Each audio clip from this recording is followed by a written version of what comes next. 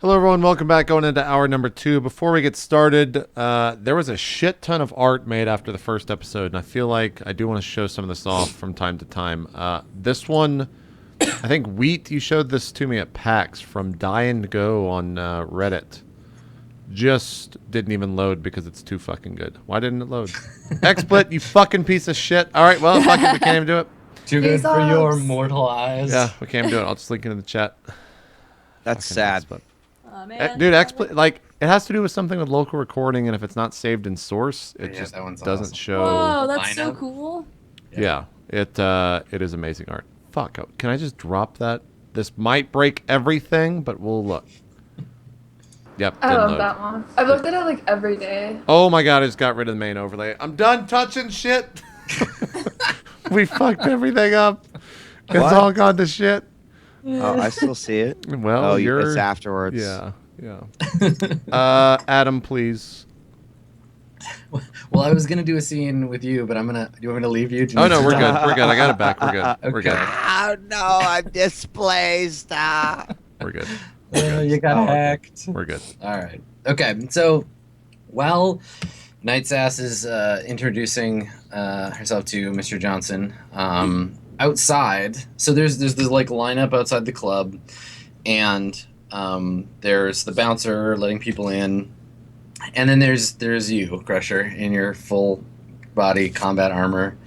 Do you have like your assault cannon and your shotgun and everybody else's guns on Yeah, you? so every gun is on the arm because I have like I would assume these all have like some sort of band mechanism where I could put my arm through that and just hold them out. You know what I'm Yeah, saying? maybe, yeah. Like the AK has a strap, but the pistols probably don't. Well, I'll put the pistols on my side. Okay. And The then I AK would just- be like a bracelet. I don't think that would even fit on your bicep. well, I mean, I can hold out my fingers too. Like my arm's literally just straight. It's mechanic. It's cyber or whatever. Just so- lock it in place. Yeah, I can just lock it in place and keep that straight. And then I've got my assault cannon on my right and my other arm. And I'm just standing there as people walk by and I'm just kind of like nodding my head and sometimes smiling, sometimes not.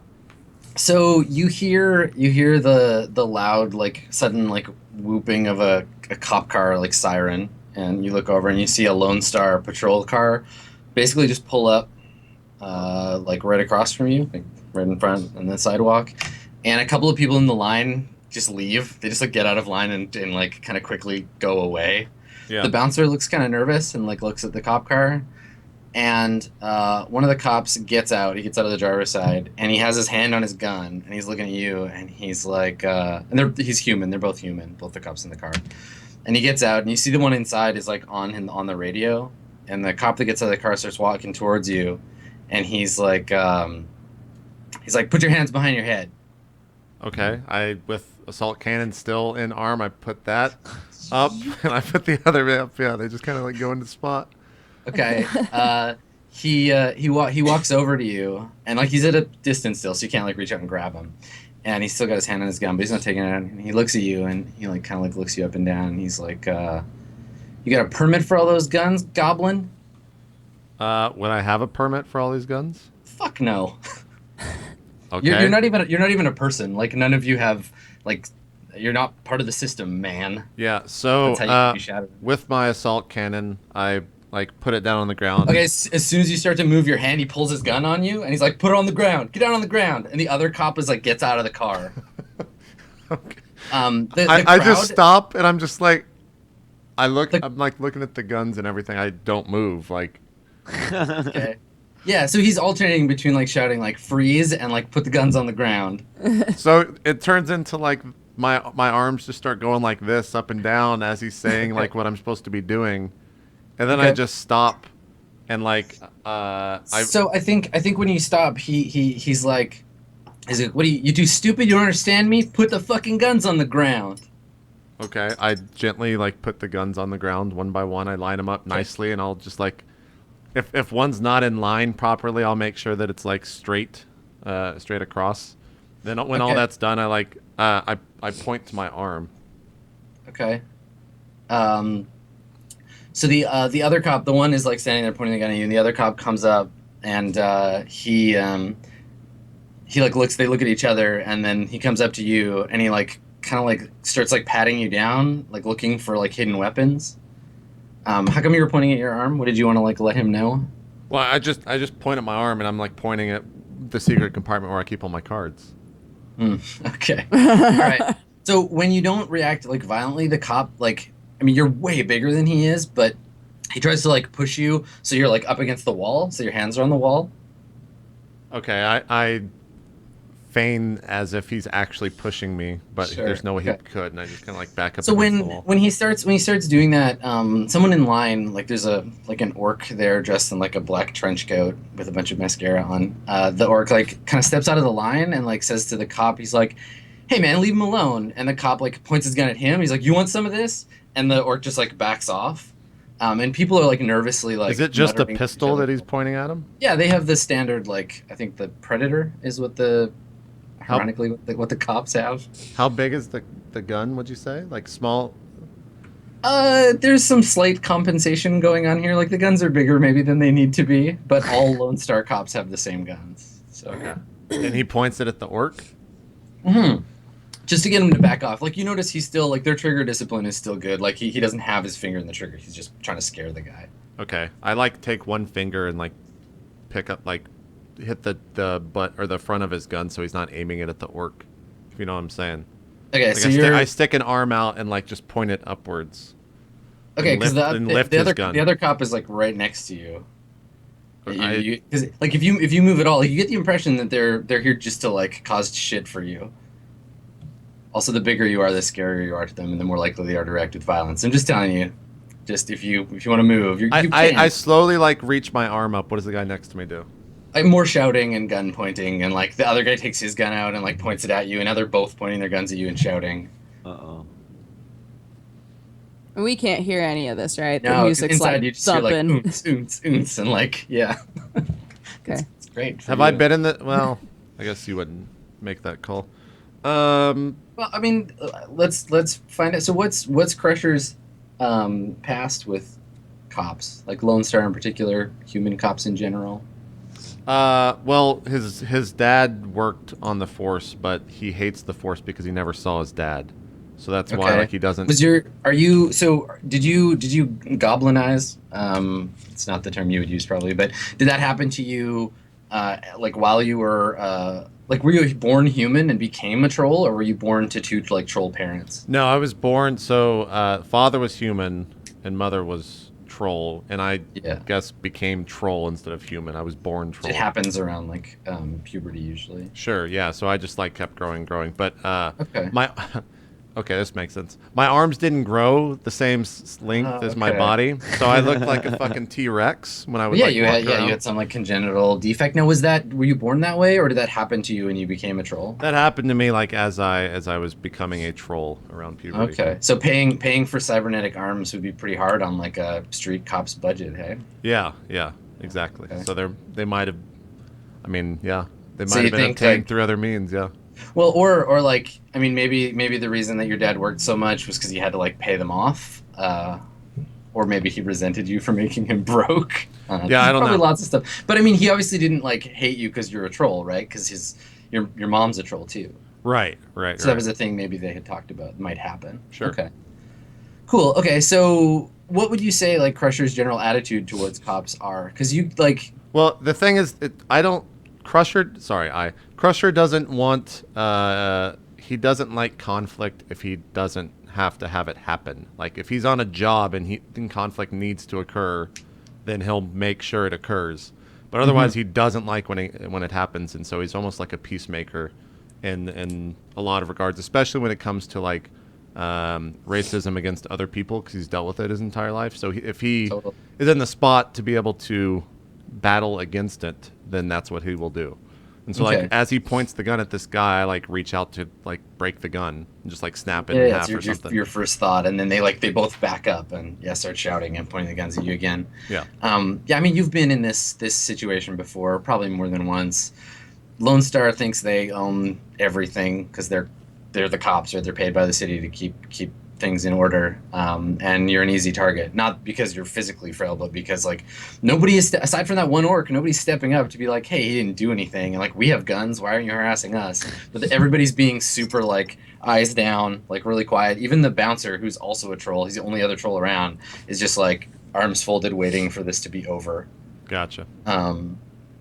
So what do you want to do? Well, I raise my arm and like grab this. He's pointing the gun physically at the orc. He stopped when you started to move. They both like took a step back and pointed them at you, and I just put my arm down and just stare at him. I don't react or anything. All right, so if they want to take a shot, they can take a shot. Yeah, no, they're definitely not here to shoot you. The one cop just like stays there with his gun pointed at you. The other cop does that thing where he like goes back to the car to like use the system or whatever. And he just takes like fucking forever to do it. Like he's just in there. You see him like light a cigarette and like he's like looking around, just sitting in the cop car while the other guy keeps you up against the wall, and everybody's like staring at you. So meanwhile, it's like about as much as usual, but now there's cops. Sure. So back inside, Mr. Johnson, who I described earlier as a woman, it's a man dwarf. I was thinking of another NPC. So he's at the table with at least Bonbon and Night Sass, and I guess Breakdown, you come back. I'm on the way over with my new best friend Kirk. Cool as he. So Mr. Johnson's just gonna assume he's part of the team. So Yeah. Okay. All right. Yeah. So I get there, and I'm like, "Hi, everybody. Okay, so this is my new friend Kirk. He's really, really nice. And oh my gosh, hi, I'm Breakdown." And I go to like shake Mr. Johnson's hand. Okay. Yep. He shakes your hand and introduces himself as Mr. Johnson. Have you, Bonbon? Are you still in Matrix space or? Yeah, man, I'm waiting for the tree to finish. All right. So Brando finds you. Like I think maybe a press release or something. It looks like Mr. Johnson. They're just like in the background of a shot of a bunch of like PR agents. Mr. Johnson works for like a public relations company that does like celebrity PR and stuff. Okay, so I mean, I'm not finding out really any dirt on this guy at all. No, Brando's like, this is what the image search brought up. You could probably, do a deeper search into the company archive and find like their employee number and their name and all that stuff. But no, I mean, just getting it. I wanted to make sure this guy wasn't like a gun-toting, super badass, mofo that would just like kill us if we, did wrong. Hey man, so the night's young. It is, but I've seen this type before. Like I'm not worried. I'm not worried now. Let's. Okay. I just say, Brando, I'm sorry. Christmas only comes once a year, and I'm out. Okay. Awesome. All right. So yeah, you pop back out into real space, which is much less shiny than the Matrix version of the club. So you're at this table. There's two people that weren't at the table before. There's obviously the Mr. Johnson, and there's some other dude who is wearing like, kind of like, to you it's really obvious how like out of date. It's like a aging goth dude. He seems to be like looking at Breakdown to like, know when he can talk, but is mostly just like nodding and like kind of smiling half drunkenly. So I immediately see Mr. Johnson, though, right? Yeah. Mr. Johnson, I hear you got a job for us. I do. And he looks at the rest of the table. Is this everyone? I don't know who this guy is over here. Oh my gosh, Kirk, I am so sorry. I think business is gonna happen. I like start to like pull him over to the side. I'm like, I'm so sorry. I totally forgot that we're here to like do important stuff. But so it was lovely meeting you. He clues in as you're talking and then interrupts you. Like he looks at the table and like you have a decker with you and like this like obvious rock star and like is like, wait a second. And he like leans in all like drunk conspiratorial. He's like, you guys are Shadowrunners. No. He's like, no, you totally are. I'm not gonna tell anybody. Oh, that's so cool. Hold on a second. And he like fishes in his pockets and he like takes out a business card and he gives it to you.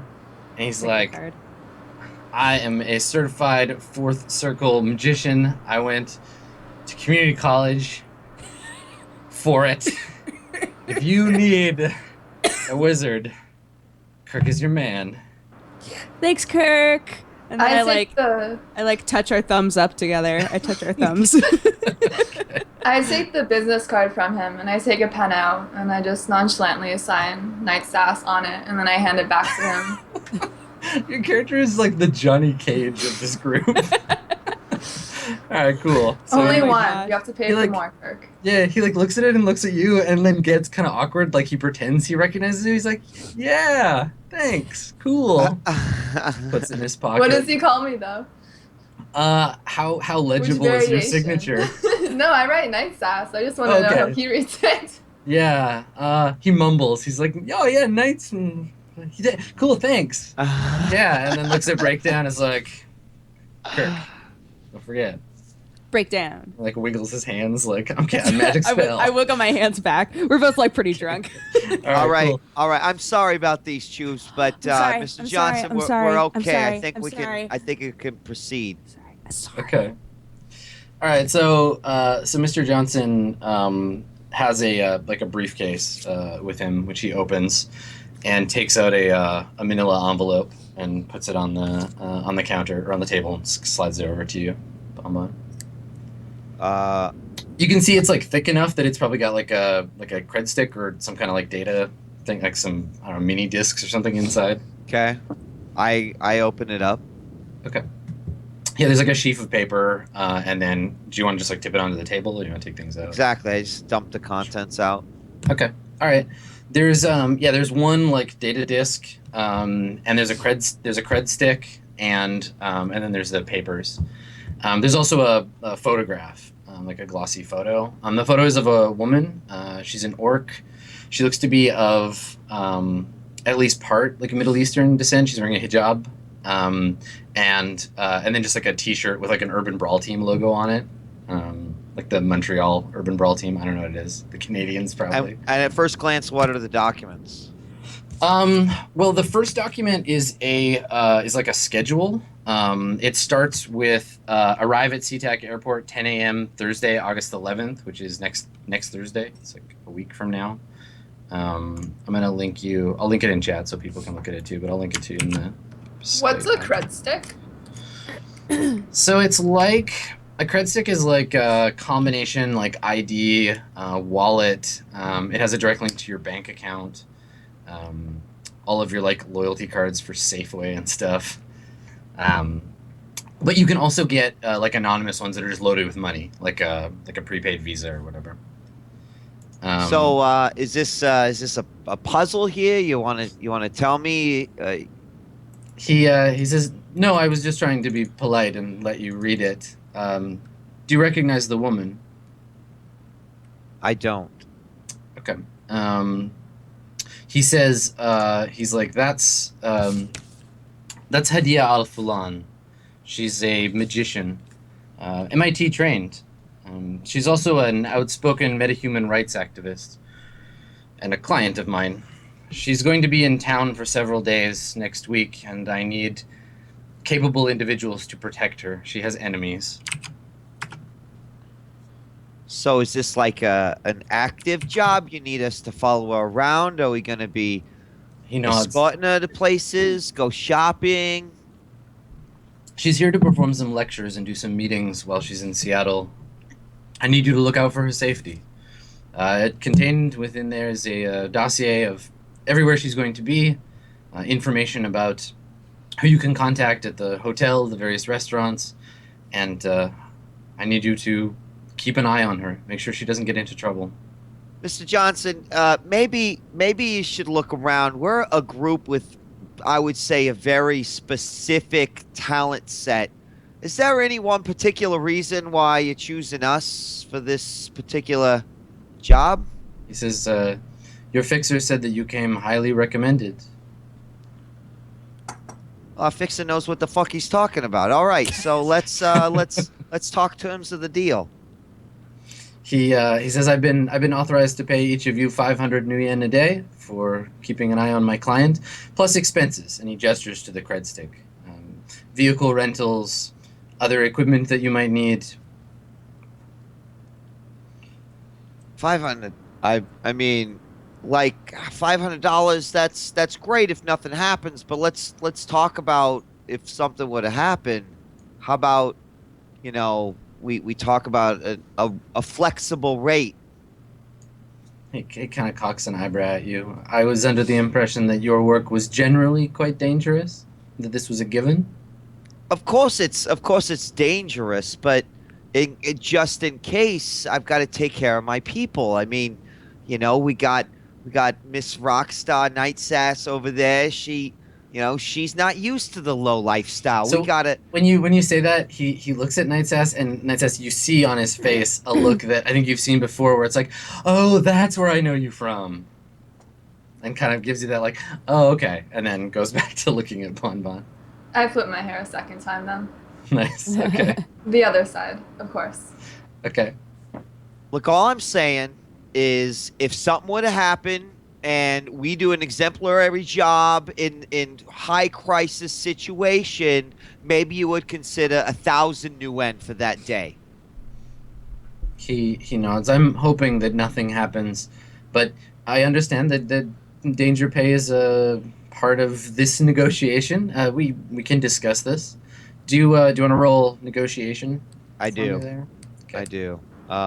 Which I believe my negotiation is 3. Shit. Okay. Target number is 3 for this. Okay. While they're talking about this, I start thumbing through the schedule so I can see how many days this is for. Okay, sure. If there's any breaks in days. So it looks like I linked the full schedule for you if you want to take a look at it. It's in the Skype chat there. But yeah, it looks like it's for 5 days, and there's a break on one day where she has like Saturday off. It's like free time, but otherwise she seems pretty busy. Lots of like talking to people and traveling around, mostly downtown. Is it clear whether we'll get paid on Saturday? Yeah, generally like when she gets back on the plane, like, and that's you can ask that, right, Mr. Johnson? It's like, yeah, once funds will be transferred to an account. Now, do you normally transfer through your fixer, and that's how he gets his cut, or do you have like a fake account you use, or how does that usually work? Well, I mean, which one? I got like 12,000. Okay, fake so accounts. you just deal direct with Mr. Johnson in that regard? Yeah. Okay, yeah, so you can work that out. But yeah, I think he agrees that if there's an incident, that you can, you'll all double your pay for that day. All right. All right. Well, we'll make some arrangements. We'll take care of preparations. Is there anything that we should know? Does she like to travel in an armored van? Would she prefer something a little bit more high class? He says that he's like, Hadia prefers to be seen as one of the people, keeping things on the down low, I think she says, is her preferred method. She does not want to be seen as ostentatious, though. And he kind of like looks like he's like thinking it over, and then he asks you, are you familiar with the organization Humanus? So you've definitely heard this. Yeah, I mean you all probably are in passing. Break down you especially, because they hate your guts. So Humanus is what's called a poly club, a political club. They're basically the KKK, but for metahumans. Gotcha. They just hate them, and in much the same fashion. And you said she's an orc, right? Yeah. Okay. So he asked He you fights that. for metahuman rights.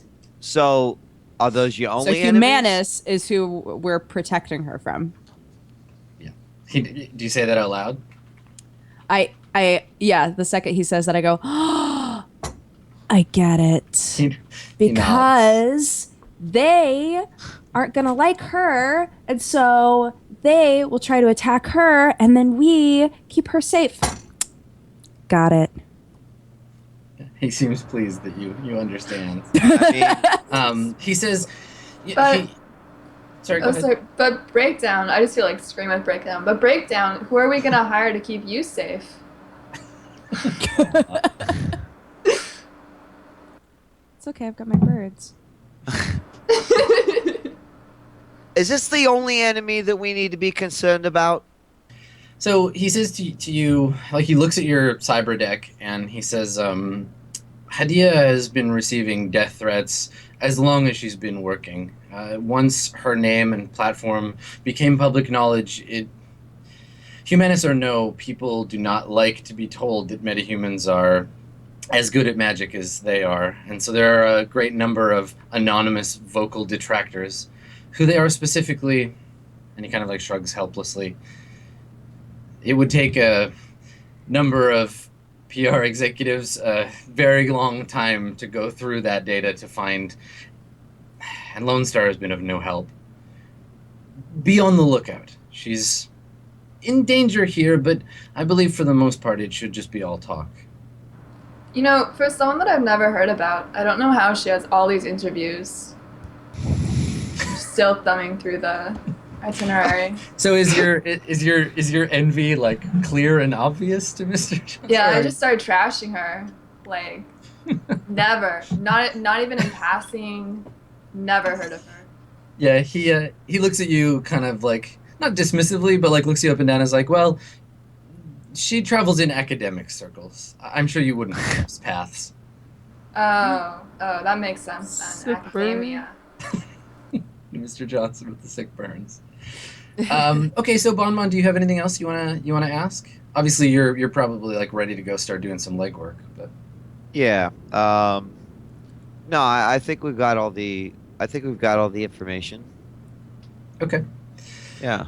all right. So yeah, Mr. Johnson says to you before he leaves. He says, I only have a request that you try to obey the law. Please be professional about this. Things are aggravated enough as it is, and open weaponry or obvious shows of violence, it won't make anything any easier. So please, if you can, be subtle. Obviously, the most important thing is protecting Hadia, but in case you can, please, it will make my job easier of tomorrow. course. I totally understand when those 9 fucking street samurais were backed up by 3 mages and their own Mr. Johnson come after us and they start lobbing grenades our way. We'll keep it quiet, all right? I think we know our fucking job. Let's get out of here. You totally overpower. Like he puts his hands up and he's like, "No, you're the professional here. I merely, it was a courtesy that I hoped you could extend to me. I understand if it's not possible, but please, if it's at all possible, I would appreciate it." Once And Bonbon says, "Let's get out of here," I abruptly stand up and start moving to walk out. all right, I like reach out but don't actually touch Mr. Johnson's beard, and I go, "Oh my gosh, you're little," and I start gesturing to like under my own chin. I'm like, "So cool," and then I get up. he says, "Thank you. They belong to my mother." Okay, so you guys leave Club Penumbra, and when you get outside, you obviously don't all leave. Shit's going down. Yeah, when you get outside, like there's a cop car with its lights on, and it's this. The tension in the air is like palpable, and Crusher's like against the wall, kind of like. Yeah. While these cops are like, there's a cop in the car. He's actually coming. He's like come back out, and he's like examining all of your weapons that are like laid out on the sidewalk. And then the other cop is just like gun trained on Crusher. Like, Yeah. If I see Bonbon walk out yeah. first or whatever, I just turn my head. I'm just like, hey! Just put my hand up. Okay. So the cop turns his head, but not his arms, and looks at you, Bonbon, when you come out. What I is walk up to going my on weapons. here? He's like, looks at Crusher. He's like, you know this troglodyte? Yeah, I know him. Do you know who that is? He's like, yeah, that's 6 counts of unauthorized weapon carriage. I'm pretty sure that armor's stolen. Actually, let me tell you that is the personal bodyguard to a very important person who happens to be coming into town who's here to speak on metahuman rights. So unless you want a shitstorm up your ass, I think that you should just forget that this ever happened. So he started looking kind of like, oh shit, maybe you're telling the truth, like important bodyguard fuck. And then as soon as the words metahuman rights came out of your mouth, he just like started scowling. And he like, yeah, looks at you and he's like, I don't care who it is. I got violations to write up. Yeah, but I bet your partner over there cares who it is. So his partner like looks up. He's like, just noticed you. He like anybody that can see his face is like he's just drooling over the assault cannon. He's like, this is a beautiful weapon. I wish I had it. And you can see in his head he's thinking about how to steal it out of the evidence locker later. Do you want to, Bonbon? Do you want to try and like negotiate your way out of this situation? I'm gonna give it a shot.